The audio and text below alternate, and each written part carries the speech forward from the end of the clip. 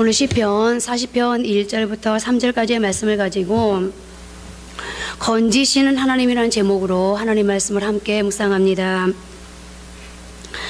하나님을 기다리는 것은 참으로 중요합니다. 시편 40편에서 다윗은 하나님을 기다리고 있습니다. 내가 여호와를 기다리고 기다렸더니 귀를 기울이사 나의 부르짖음을 들으셨도다.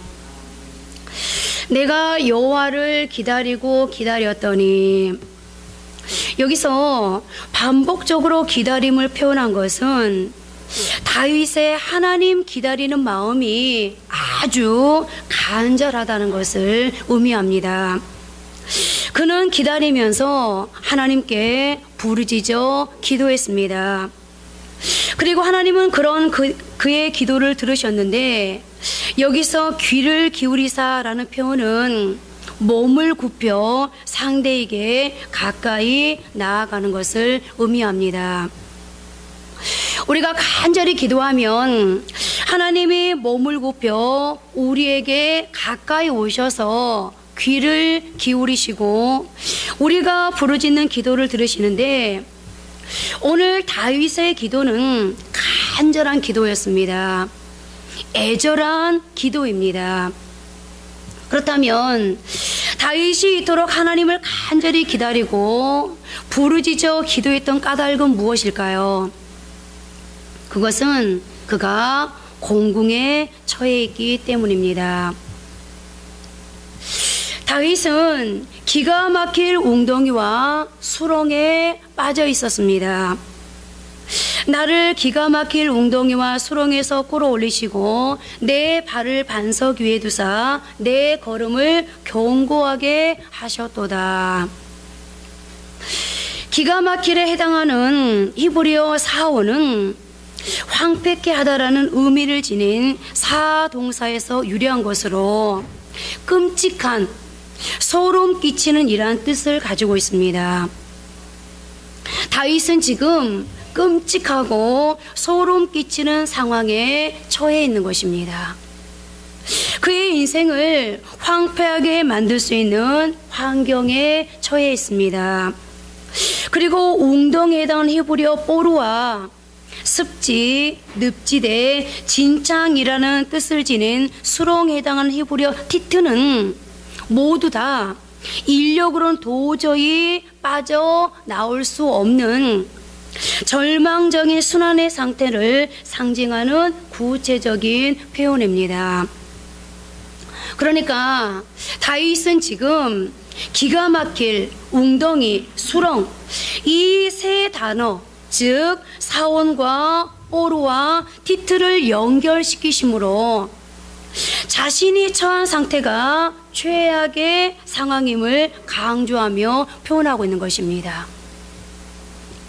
칼빈은 이 기가 막힐 웅덩이를 사나운 물결이 입을 벌리고 있는 경류의 계곡이라고 표현했는데, 곧 죽음으로 몰아갈 수 있는 그런 상황에 다윗이 빠져들었다는 것입니다.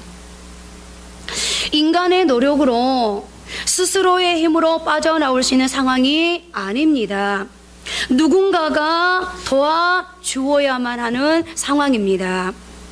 그래서 다윗은 시편 62편에서 자신이 처한 상황을 다음과 같이 기록하고 있습니다. 넘어지는 담과 흔들리는 울타리같이 사람을 너희가 일제히 공격하기를 언제까지 하려느냐. 그들이 그의 높은 자리에서 떨어뜨리기만 꾀하고 거짓을 즐겨하니 입으로는 축복이요 속으로는 저주로다. 다윗이 기가 막힐 웅덩이와 수렁에 빠졌을 때 그를 완전히 무너뜨리겠다는 사람들이 있었습니다. 그들은 그를 에워싸고 공격했습니다. 그러므로 다윗은 약하여 넘어지는 담과 흔들리는 울타리 같았습니다. 그래서 다윗은 자신에게 처한 이 상황 때문에 하나님을 기다렸습니다. 그런데 그냥 기다린 것이 아닙니다. 그는 하나님을 향해 간절히 부르짖고 기도하면서 기다렸습니다. 그리고 하나님은 그런 그의 기도를 들으시고 그를 도와주셨습니다. 우리의 인생의 여정에서 다윗과 같은 환경에 처할 때가 있습니다. 저 역시도 기가 막힐 웅덩이와 수렁에 빠졌던 경험이 있는데요. 그렇다면 하나님은 어떻게 기가 막힐 웅덩이와 수렁에 빠진 우리들을 도와주실까요? 우선 하나님은 기가 막힐 웅덩이에서 우리를 건져내심으로 도와주십니다. 오늘 본문 2절 말씀을 다시 한번 보십니다. 나를 기가 막힐 웅덩이와 수렁에서 끌어올리시고 내 발을 반석 위에 두사 내 걸음을 견고하게 하셨도다. 하나님이 다윗을 기가 막힐 웅덩이와 수렁에서 건져내셨습니다. 하나님이 다윗의 도움이 되셨다는 것입니다. 그리고 이것이 바로 구원입니다. 구원이란 말의 뜻 중 하나가 건져내다인데요. 그런데 구원은 스스로 얻을 수 있는 것이 아닙니다. 노력함으로 쟁취할 수 있는 것도, 돌을 닦는다고 얻을 수 있는 것도 아닙니다. 진흙탕에 빠진 사람, 늪 속에 빠진 사람의 모습을 상상해 보십시오. 그 사람이 돌을 닦는다 해도, 철학적인 사고를 한다 해도, 도덕적인 사람을 해도 그는 스스로 늪 속에서 나올 수 없습니다. 늪 속에서 나오기 위해서는 다른 누군가가 도와주어야만 합니다. 그래서 찬송가 중에도 울어도 못하네, 힘써도 못하네, 참아도 못하네, 믿으면 되겠네, 나를 구원하시니 오직 예수밖에 없네라는 가사의 노래가 있지 않습니까? 그렇습니다. 우리를 기가 막힐 웅덩이와 수렁에서 건져 구원하실 분은 오직 예수, 하나님 한 분뿐이십니다. 그리고 우리를 건져내실 그 하나님은 능력이 많으신, 전지하고 전능하신, 인생을 주관하시고 운행하시는 분이십니다. 그러므로 우리가 인생의 어떤 웅덩이와 수렁에 빠져 있든지 하나님이 도와주시면 문제가 되지 않습니다. 순식간에 풀려날 수 있습니다. 오랫동안 기다렸다고 할지라도 하나님의 능력의 역사는 한순간에 일어날 수 있습니다. 큰 동풍이 밤새 불어 역사했지만 홍해가 갈라지는 기적은 한순간의 역사였습니다. 그러므로 이제 우리는 하나님이 우리를 구원하시면 한순간에 모든 것이 풀릴 수 있다는 것을 믿어야 합니다. 그리고 이제 우리가 구할 것은 하나님의 능력과 그의 얼굴입니다. 그 다음으로 하나님은 기가 막힐 웅덩이에서 우리를 변화시켜 주심으로 도와주십니다. 하나님은 왜 다윗을 기가 막힐 웅덩이에 들어가게 하셨을까요? 그것은 다윗을 변화시켜 준비시키기 위함이었는데요. 결과적으로 봤을 때 다윗은 이 기가 막힐 웅덩이와 수렁을 통해서 준비되어지고 변화되고 성장했음을 알게 됩니다.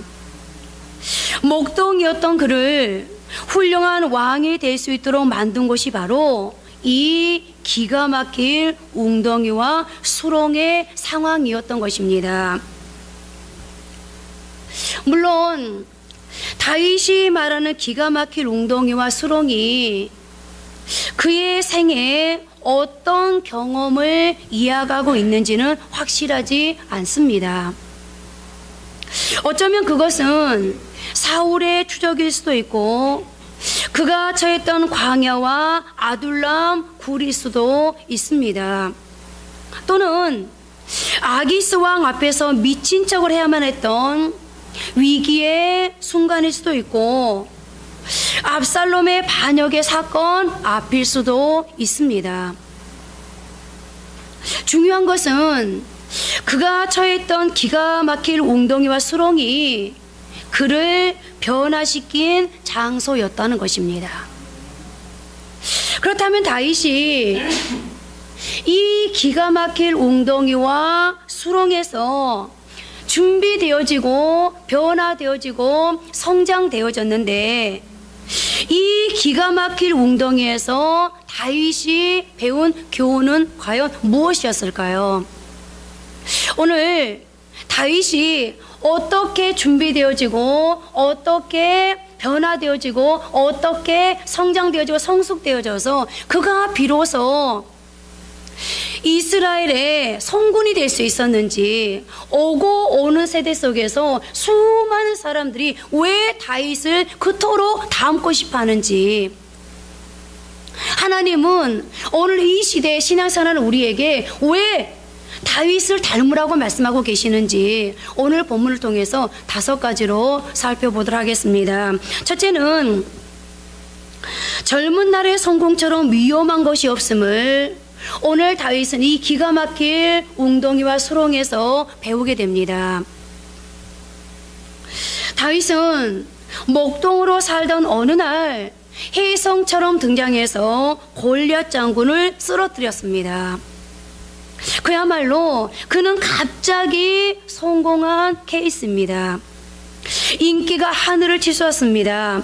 전쟁에서 승리하고 돌아왔을 때 여인들이 부르는 노랫소리에 그는 자신의 인기를 실감했습니다.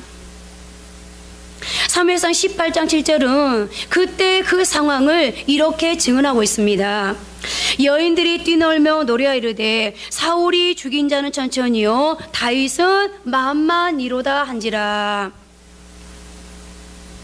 인격이 무르익지 않은 상태에서 일찍 성공하는 것은 아주 위험합니다. 소년 등과라는 말이 있습니다. 어린 나이에 과거에 급제하여 높은 자리에 오르는 것을 의미합니다. 일찍 출세했으니 아마 주변은 다 그를 부러워할 것입니다. 그런데 옛사람들은 인간의 불행 중 첫 번째로 소년 등과를 꼽았습니다. 소년 등과하면 불행하다는 것입니다. 그래서 소년 등과 부득호사라는 말이 있습니다. 소년 등과한 사람치고 좋게 죽은 사람이 없다는 말입니다. 무슨 말입니까?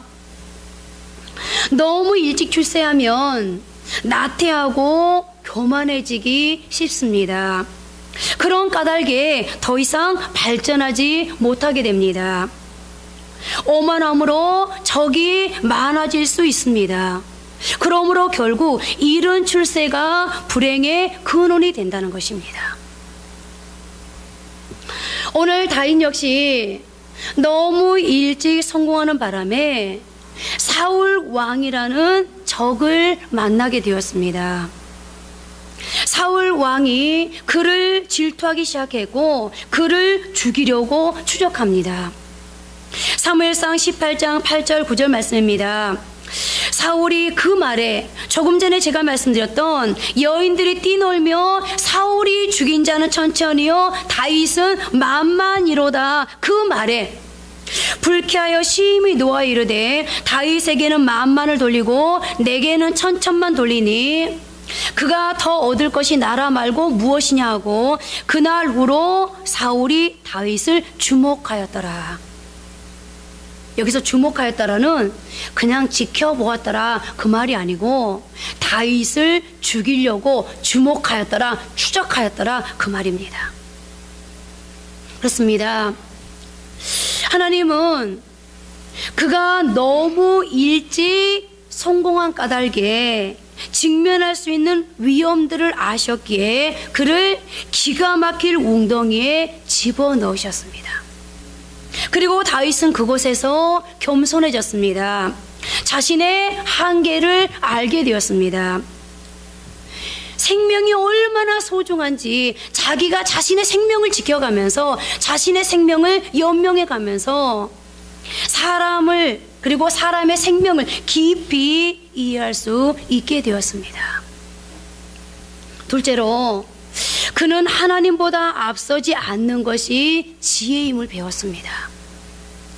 그가 기가 막힐 웅덩이에서 배우는 것은 기다림의 중요성이었는데요. 그는 기다리면서 너무나도 소중한 진리들을 배우게 됩니다.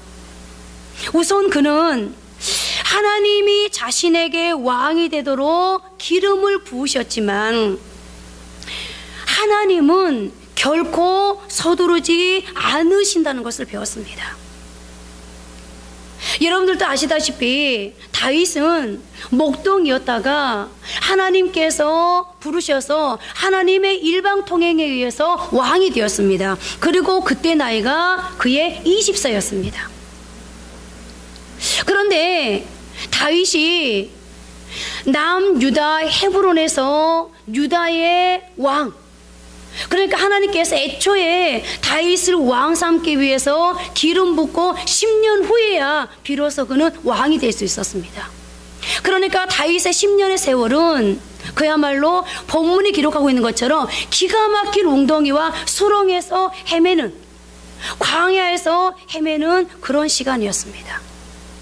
하나님께서 자신에게 기름 부을 때 아마 다윗은 생각했을 것입니다. 오라, 이제 나는 불행 끝 행복 시작이구나. 부모로부터 형제로부터 그렇게 천하게 여김받았던, 소외되고 왕따 되었던 내 인생이 이제부터 꽃을 피우는구나 라고 생각했을 것입니다. 그런데 이게 웬일입니까? 하나님이 자신이 원해서가 아니라 하나님이 자신에게 일방통행으로 기름을 부어놓고선 하나님께서 그로부터 다윗을 하여금 계속해서 쫓기는 인생을 살면서 무려 10년이라는 세월을 광야를 헤매게 만드십니다.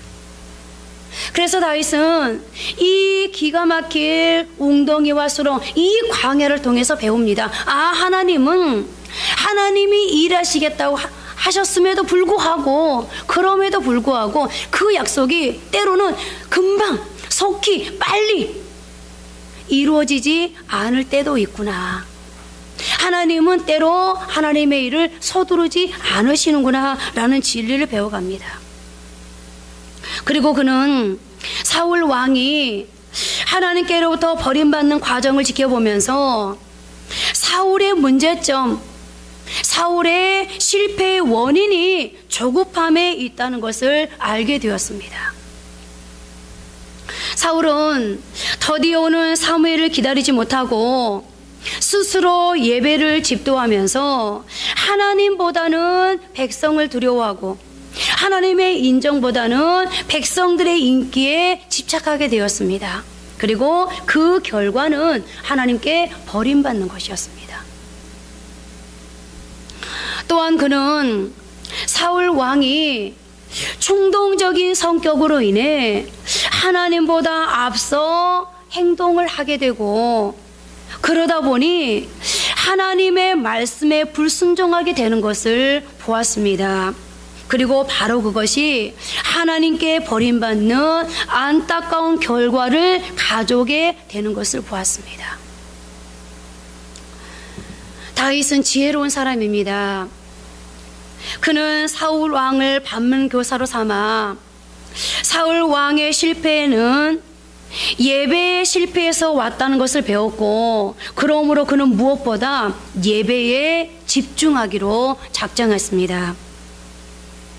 그리고 그는 사울의 실패를 통해 하나님의 말씀을 붙잡고 그 말씀을 사랑하고 그 말씀으로 교훈을 삼았습니다. 무엇보다 그는 사울이 버린 하나님 말씀에 순종하기로 결단했습니다. 그러므로 그는 하나님께로부터 내 마음에 합한 자라는 칭찬의 사람이 될 수 있었고, 하나님이 책임져 주는 인생을 살아갈 수 있었습니다. 그리고 그것은 다른 데서가 아닌 기가 막힐 웅덩이와 수렁에서 배운 교훈의 결과였습니다. 세 번째로 그는 기다리면서 하나님을 경외하는 법을 배웠습니다. 하나님을 경외한다고 하는, 하나님을 경외하는 증거는 하나님보다 앞서지 않고 하나님께 모든 것을 내어드리고 그 하나님의 때를 기다리는 것으로서 하나님의 음성을 듣기 위해 기다리고 하나님의 인도를 받기 위해 기다리는 것을 의미합니다. 그런데 다윗은 바로 이러한 비밀, 즉 서두르지 않는 법을 기가 막힐 웅덩이에서 배우는데요. 그는 사울 왕을 죽일 기회가 있었지만 그를 죽이지 않고 하나님의 손에 맡깁니다. 그 이유는 하나님이 기름 부어 사울 왕을 세우셨고 그러므로 그의 생명은 하나님의 손에 있다고 믿었기 때문입니다. 결코 하나님을 앞서지 않았습니다. 하나님의 권위를 높여드렸습니다. 뿐만 아니라 그는 사울 왕이 죽은 후에도 한 걸음 한 걸음 속에 자신의 행보를 하나님과 의논하며 하나님의 인도함 받기를 기다립니다. 사무엘하 2장 1절입니다. 그 후에, 오늘 여기 그 후에는 사울이 죽은 후에, 자신이 왕이 된 후에 수많은 의미를 담고 있습니다. 다윗이 여호와께 여쭈 아뢰되 내가 유다 한 성읍으로 올라가리이까 여호와께서 이르시되 올라가라. 다윗이 아뢰되 어디로 가리이까 이르시되 헤브론으로 갈지니라. 여러분, 사울이 왜 실패했습니까? 여러 가지 이유가 있겠지만 사울의 실패 이유 중에 가장 큰 이유는 하나님께 묻지 않는 것이었습니다. 역대상 10장 13절 14절 말씀을 보면 사울이 하나님께 버림받은 이유 두 가지를 밝히고 있는데 그것이 무엇인지를 보십시오. 함께 합독하십니다. 사울이 죽은 것은 여호와께 범죄하였기 때문이라. 그가 여호와의 말씀을 지키지 아니하고 또 신접한 자에게 가르치기를 정하고 여호와께 묻지 아니하였으므로 여호와께서 그를 죽이시고 그 나라를 이새의 아들 다윗에게 넘겨주셨더라. 뭐죠? 오늘 사울이 하나님께 버림받은 이유, 사울이 죽은 이유, 그것은 하나는 하나님의 말씀을 지키지 않는 것이었고 다른 또 하나는 여호와께 묻지 않는 것이었습니다.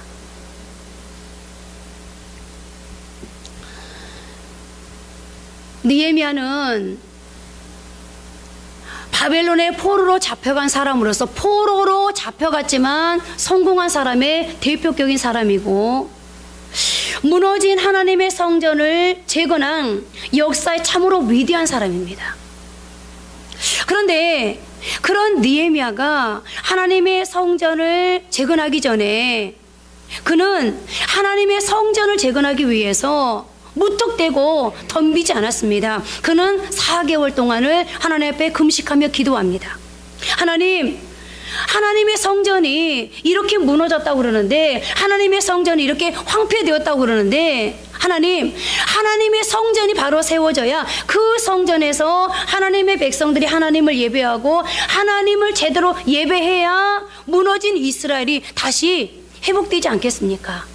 무너진 이스라엘이 다시 부흥하지 않겠습니까? 무너진 이스라엘이 다시 부강한 나라가 될 수 있지 않겠습니까? 하나님, 그 무너진 하나님의 성전을 다시 재건하고 싶습니다. 재건할 수 있도록 은혜를 내려주십시오. 기회를 주십시오. 재건할 수 있는 모든 여건을 만들어 주십시오. 하나님 앞에 기도합니다. 그리고 그는 4개월 동안 기도하면서 믿었습니다. 무엇을? 하나님께서 반드시 기도에 응답할 것을. 그래서 그는 4개월 동안을 기도하면서 너무 막연하게 기도하지 않았습니다. 하나님 앞에 기회가 오면 나는 이렇게 이러이러하게 하리라. 청사진을 그리면서 기도합니다. 드디어 4개월 만에 자신이 모셨던 아닥사스다 왕 앞에서 기회가 왔습니다. 아닥사스다가 묻습니다. 그러면 내가 무엇을 원하느냐? 내가 너에게 무엇을 해주기를 원하느냐? 느헤미야야, 너가 지금 나에게 고향 땅으로 돌아가서 무너진 하나님의 성전을 재건하고 싶다고 말하는데, 다시 회복시키고 싶다고 말하는데, 야 그럼 느헤미야야, 내가 너에게 무엇을 해줬으면 좋겠느냐라고 아닥사스다 왕이 묻습니다. 그러면 4개월 동안 청사진을 그리면서 준비했던, 내가 기회만 오면 이러하게 내가 말하리라, 이렇게 내가 실행에 옮기리라 라고 청사진을 준비했다면 얼마든지 그 자리에서 예 왕이시여 그러면서 주저리 다 말할 수 있었습니다. 그런데 느헤미야 2장 4절 하반절은 이렇게 말씀을 기록하고 있습니다. 내가 곧 하늘의 하나님께 묵도하고. 여러분, 여기서 묵도했다는 말은요, 그 순간 찰나에 다시 느헤미야가 하나님께 물었다는 거예요. 하나님, 제가 4개월 동안 기도하면서 이러이러한 청사진을 제가 그리며 준비했습니다. 이런 그림을 그렸습니다. 그런데 그걸 지금 내가 아닥사스다 왕 앞에서 말해도 될까요? 그리고 나서 느헤미야가 아닥사스다 앞에서 일목요연하게 자신이 4개월 동안 준비했던 청사진을 다 제시합니다. 느헤미야가 자신의 그린 청사진을 일목요연하게 제시했다는 건 뭘 말하는 거예요? 순간 하나님 어떡할까요? 제가 왕 앞에서 말해도 될까요? 자칫 잘못했다가는 저 죽을 수도 있거든요. 그런데 하나님이 어떻게 했다는 거예요? 이 느헤미야 마음을 감동시켰다는 거예요. 여러분, 오늘 이 태도는요, 다윗에게만 필요한 태도가 아닙니다. 느헤미야에게만 반드시 될 태도가 아닙니다. 다윗이 믿은 하나님, 느헤미야가 의지한 하나님은 곧 오늘 저와 여러분의 하나님입니다. 다윗이 기가 막힐 웅덩이와 수렁 이 상황, 느헤미야가 이 절박한 상황은 오늘 저와 여러분들이 만난 똑같은 상황임이 분명합니다. 그렇다면 다윗만 물어야 됩니까? 느헤미야만 물어야 됩니까? 오늘 누구도 하나님께 물어야 되죠? 여러분, 성공하길 바라십니까? 승리하길 바라십니까? 여러분들의 삶 속에서 진정 하나님께서 일해 주시길 바라십니까? 하나님의 손을 기대하십니까? 여러분들 물어야 합니다. 어떤 사람이 이렇게 말합니다. 전사님 기도 좀 해주세요. 예, 기도할게요. 아니 전사님, 기도할 시간이 없다니까요. 언제까지 기도하고 있어? 기도하다가는요, 이 일 캔슬 단다니까요. 기도하다가는요, 귀에 다른 사람한테 넘어간다니까요. 내가 기도하고 있는 사람 동안에 저 사람 공부 열심히 한다니까요. 내가 기도하고 있는 이 시간에 저 사람 이력서 낸다니까요. 내가 기도하면서 낭비하고 있는, 내가 기도하면서 머뭇머뭇거리고 있는 이 시간에 저 사람 벌써 출발했다니까요. 여러분, 속지 마세요. 거기에 속아서요, 백반백줄 다 실패합니다. 마귀는 우리한테 말합니다. 똑같이 말합니다. 야, 너 언제까지 그러고 있을 건데? 너 기도하고 있는 동안에, 너 기도하면서 시간 머뭇머뭇하고 있는 동안에 다른 사람 벌써 10리는 갔어야, 100리는 갔어야, 다른 사람 벌써 호주머니 두둑해졌어야. 이렇게 사탄은 우리를 유혹합니다. 그래, 그렇지, 내가 맞았지, 내가 늦었지. 여러분, 늘 말씀드린다면 빨리 출발했다고요 선착하는 거 아니에요. 제가 늘 말씀드리죠. 교회에서 똑같이 출발했는데 빨간 신호등 하나 만나니까 다 만나더라니까요. 신호등 앞에서. 중요한 건요, 빨리 출발하고 늦게 출발하고 중요한 게 아니라 내가 만난 빨간 신호등이 없어야 돼요. 인생의 빨간 신호등, 인생의 경고등. 여러분, 크든 작든 하나님께 물으세요. 하나님께 물어도 답도 없던데 뭐. 아니요, 하나님은 다윗에게나 느헤미야나 똑같이 역사하신 하나님이십니다. 내가 물으면 영미야 하루만 기다려. 영미야 오른쪽으로 가. 유턴해. 우회전 이렇게 말씀하지 않아요. 어떻게 말씀하시죠? 어떻게 역사하시죠? 내 생각을 이끌어 가셔요. 내가 결정 앞에서 하나님 어떻게 해야 될까요? 이거 해요 말아요? 가요 말아요? 할 때 하나님이 우리의 생각을 가이드해 가십니다. 하나님께 묻고 하루하루를 살아갈 수 있기를 다시 한번 주님의 이름으로 부탁합니다. 네 번째로 사람을 얻기 위해 기다리는 법을 배웠습니다. 다윗이 드디어 왕이 되었습니다. 그러나 여러분들 이스라엘에 몇 지파가 있죠? 이스라엘은 12지파가 있어요. 사울, 다윗, 솔로몬, 르호보암 이렇게 왕위가 계승되어지면서 이스라엘이 르호보암 때 둘로 나뉘었기 때문에 르호보암 되기 전까지는요, 솔로몬 때까지는 하나였어, 하나. 야곱의 12아들들이 이스라엘을 형성하지 않습니까? 그런데 10년 동안 20세에 기름 부음을 받고 헤브론, 그러니까 이 헤브론은 지역 이름이고요, 유다에서 왕이 되기까지 10년을 기다려서 왕이 되었는데, 그런데 문제는 다윗이 이스라엘 12지파를 통과하는 왕이 된 것이 아니라 유다 땅, 남유다의 왕이 된 거예요. 다윗은 이렇게 헤브론에서 유다 왕이 되어서 유다 왕으로 7년 6개월의 세월을 보내게 됩니다.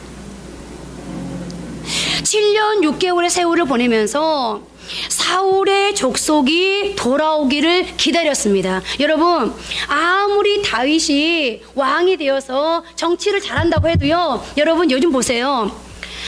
아무리 정치를 잘해도요, 문재인 쪽 사람이 있고요, 여전히 박근혜 쪽 사람이 있고요, 여전히 당이 있어요. 그죠? 정치 잘하는 거 인정하겠는데 뭐죠? 난 그쪽 갈 수 없어. 나는 내 당을 지킬 거야. 내 신념을 지킬 거야 라고 주장하는 사람들이 예나 지금이나 어떤 역사 속에도 있기 마련이거든요. 오늘 다윗이 유다의 왕이 되었는데 여전히 누구의 사람이 있어요? 사울의 사람이 있는 거예요. 그는 사울을 통해서 사람은 두려움을 조성하거나 강요한 덕에서 얻을 수 없다는 사실과 함께 오직 관용으로, 오직 기다림을 통해서만 사람을 얻을 수 있다는 것을 배웠습니다. 그래서 그는 기다리고 또 기다립니다. 얼마든지 무력으로 사울에게 속한 사람들을 굴복시킬 수 있었습니다. 그러나 다윗은 그렇게 하지 않았습니다. 하나님의 때가 무르기까지 기다리고 또 기다립니다. 그들이 찾아올 때까지 기다려 결국 온 이스라엘과 유다를 다스리게 되는데요. 사무엘하 5장 3절부터 5절 말씀을 함께 보십니다. 이에 이스라엘 모든 장로가 헤브론에 이르러 왕에게 나오매 다윗 왕이 헤브론에서 여호와 앞에 그들과 언약을 맺음에 그들이 다윗에게 기름을 부어 이스라엘 왕으로 삼으니라. 다윗이 나이가 30세의 왕이 올라 40년 동안 다스렸으되 헤브론에서 7년 6개월 동안 유다를 다스렸고 예루살렘에서 33년 동안 온 이스라엘과 유다를 다스렸더라. 조금 전에 제가 말씀을 드렸습니다만 다윗은요 3번 기름 부음을 받습니다. 원래 이스라엘 왕으로 삼을 때는요 한 번만 기름 부음을 받게 했거든요. 그런데 다윗은 하나님의 그 룰을 깨고 3번 기름 부음을 받는데요. 조금 전에 말씀드렸던 것처럼 베들레헴에서 20세의 사무엘에 의해서 한 번, 지금 4절에서 말씀하고 있는 것처럼 30세의 유다 헤브론에서 또 한 번, 그리고 세 번째는 그로부터 7년 6개월 후에 같은 헤브론에서 기름 부음을 받지만 남방 유다뿐만 아니라 북방 이스라엘 장로들에 의해서 왕으로 인정되면서 이제는 유다 한 지파뿐 아니라 이스라엘 12지파 전체의 왕으로 등극하게 됩니다. 그러니까 이제야 비로소 명실상부한 온전한 진짜 왕이 된 것입니다. 그렇습니다. 다윗은 백성들의 신뢰를 얻기 위해 강요하지 않았습니다. 무력으로 그들의 마음을 살려고 하지 않았습니다. 자신의 수단과 방법을 동원해서 사람들에게 자신에게 굴복하라고 요구하지 않았습니다. 신뢰는 강요함으로 얻을 수 있는 것이 아닙니다. 신뢰는 진실과 성실 그리고 관용을 통해 점점 쌓이는 것입니다. 신뢰는 진실한 사랑으로 서서히 얻게 되는 것입니다. 그래서 지혜로운 사람은 우선 먼저 하나님의 마음을 얻고 또 사람의 마음을 얻을 줄 아는 사람입니다. 그리고 그런 사람이 바로 다윗이었습니다. 다윗은 기다리는 동안 하나님을 감동시켰고 사람들의 마음을 설득시켜 그 사람들을 비로소 얻게 됩니다. 그의 기다림은 결코 낭비가 아니었음이 여실히 드러나는 그런 자리가 아닐 수 없습니다. 오늘 여러분, 오늘 우리의 삶의 현장에도 이런 축복이 있기를 바랍니다.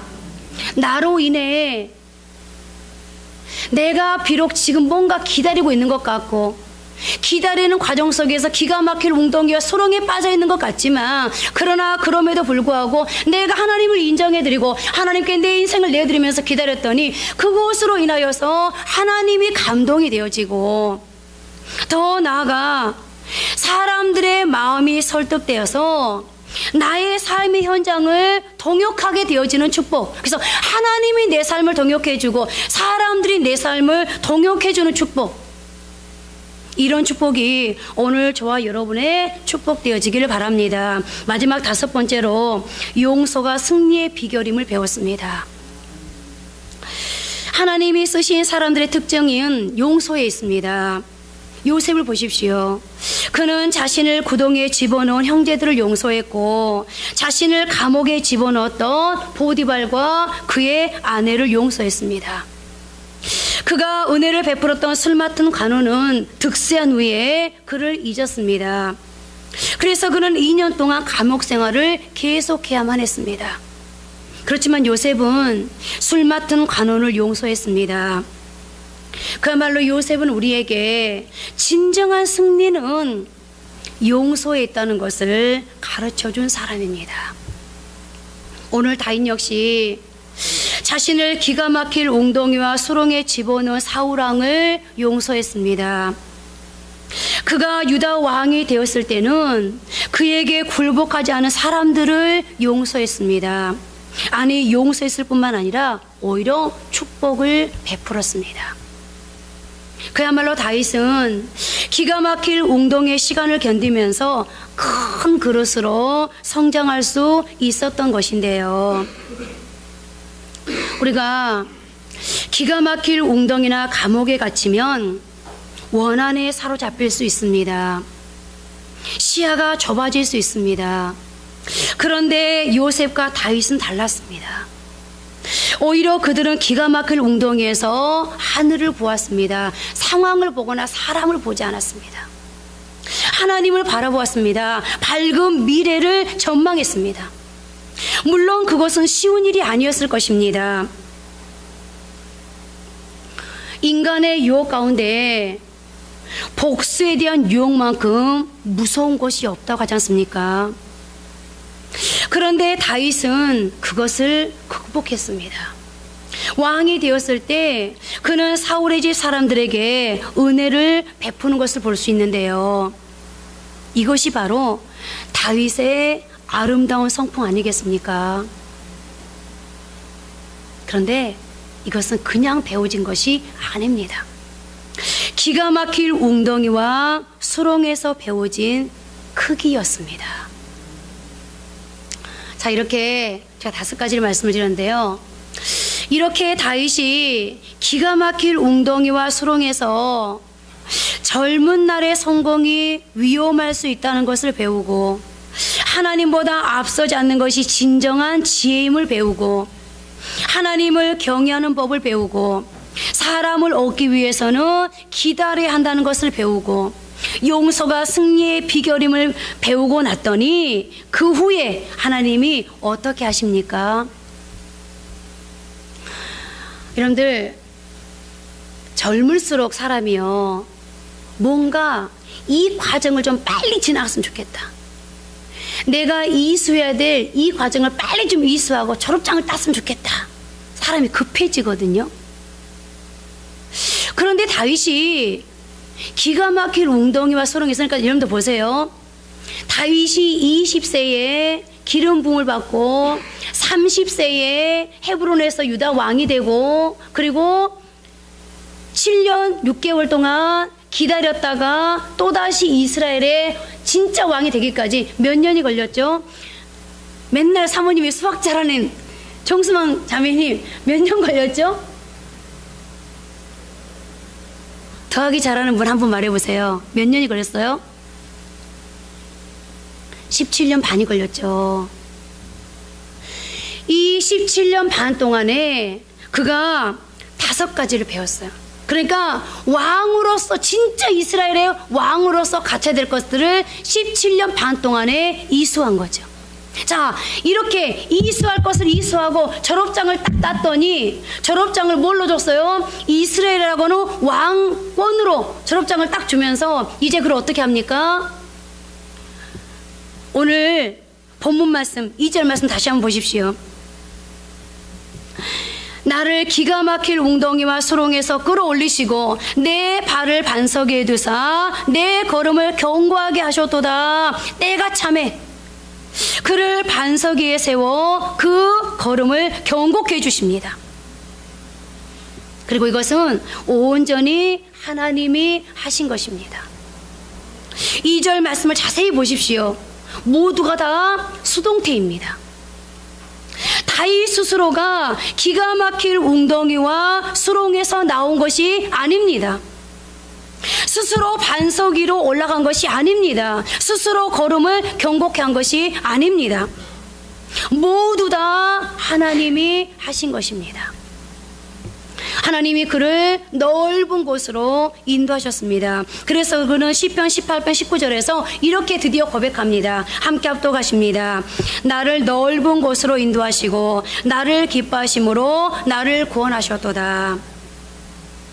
여러분, 하나님은 사람이 할 수 없는 것을 행하시는 분이십니다. 인간의 생각으로는 도저히 불가능한 일을 행하시는 분이십니다. 다윗은 목동이었습니다. 아버지가 왕이었기 때문에 왕이 된 게 아닙니다. 그는 목동이었습니다. 그는 그의 집안에서는 말제라 불림을 받았습니다. 그런데 하나님은 그를 선택해서 훈련시키고 연단시킨 후에 그를 왕으로 삼으셨습니다. 그를 반석 위에 세우시고 그의 걸음을 견고케 하셨습니다. 그리고 아무도 그를 함부로 하지 못하게 만드셨습니다. 역대상 18장 13절 하반절은 이렇게 다윗의 그 후의 삶을 증언하고 있습니다. 다윗이 어디로 가든지 여호와께서 이기게 하셨더라. 다윗의 40년 왕권, 40년을 다윗이 왕으로 있을 때 나라가 화평하였더라. 그리고 다윗이 죽기 전에 성경은 마지막을 이렇게 증언합니다. 그가 나이 많아 늙도록 부하고 존귀를 누리다가 죽음에 그의 아들 솔로몬이 대신하여 왕이 되니라. 이제 말씀을 맺겠습니다. 우리가 기가 막힐 웅덩이에 있을 때 너무 많은 질문을 하지 않도록 주의해야 합니다. 자기 성찰은 중요하지만 고난의 신비를 다 풀려고 하지 말고 온전히 하나님께 맡겨드려야 합니다. 왜냐하면 우리가 질문한다고 해서 그 해답을 다 얻을 수 있는 것이 아니기 때문입니다. 다만 때가 되면 하나님이 계시해 주실 것입니다. 우리가 질문한 내용을 충분히 이해할 수 있을 때, 즉 성숙해졌을 때 하나님이 답해 주실 것입니다. 그러므로 우리가 해야 할 일은 이 일의 때의 결론, 즉 기가 막힐 웅덩이와 수렁에서 건지시는 일은 하나님께 맡기고 주어진 상황에서 진리와 성숙을 배워가는 것입니다. 그것만이 저와 여러분들이 할 일입니다. 코리 텐 붐은 자신이 10살이나 11살에 불과할 무렵 아버지와 함께 암스테르담에서 하렘으로 가는 기차를 타고 가는 길에 일어났던 사건을 주는 나의 피난처라는 책에서 이렇게 들려줍니다. 나는 어느 글에서 성범죄라는 단어를 발견하고 고개를 갸우뚱했다. 그래서 옆자리에 앉아있는 아버지에게 느닷없이 물었다. 아빠, 성범죄가 뭐예요? 아버지는 질문에 대답할 때 늘 하시던 것처럼 나를 쳐다보셨다. 그러나 놀랍게도 아무 말씀도 하지 않으셨다. 마침내 아버지는 자리에서 일어나 선반 위에 있는 여행 가방을 바닥에 내려놓으셨다. 콜이, 이거 들고 내리겠니? 나는 자리에서나 가방을 들어보았다. 가방은 아버지가 아침에 산 시계와 부품들로 가득했다. 너무 무거워요. 그렇지? 어린 딸에게 이런 짐을 들라고 시키는 아버지는 아주 이상한 아버지일 거다. 지식도 마찬가지란다. 어떤 지식은 아이들에게는 너무 무겁단다. 내가 나이가 들고 더 튼튼해지면 그때는 감당할 수 있을 거야. 그러나 지금은 그저 아빠가 너를 위해 짐을 들 거라고 믿어야 한단다. 그렇습니다. 하나님은 욥에게 고난의 이유에 대해 설명해 주시지 않았습니다. 다만 하나님이 하나님 자신이 어떤 분이신가만 말씀해 주셨습니다. 고난은 신비에 속합니다. 고난 속에는 보배가 감추어져 있습니다. 하나님은 고난을 통해 우리를 교훈하시고 성장시키시고 축복하기를 원하십니다. 오늘 내가 겪는 기가 막힐 웅덩이와 수렁 앞에서 왜 내게 이 상황을 주셨느냐고 묻기보다는 이 상황을 주신 하나님을 신뢰하고 지금은 내가 들 수 없는 이 무거운 짐을 조금 전에 코리의 아버지가 그랬던 것처럼 지금은 이 짐을 내가 들어줄 거라는 거, 아버지인 내가 이 짐을 들어줄 거라는 것만 믿어야 한다 라고 했던 것처럼 이 짐을 하나님께서 져주실 거라고 믿고 하나님께 맡겨드리십시오. 그러면 주님께서 반드시 저와 여러분의 짐을 져주실 것이고 때가 되면 기가 막힐 웅덩이와 수렁에서 건져주실 것이며 나의 발을, 삶을 높은 곳에 세우고 우리의 삶을 견고케 해 주실 것입니다. 그러므로 나의 기다림을 하나님이 보상해 주실 것입니다. 이제 한번 기도하겠습니다.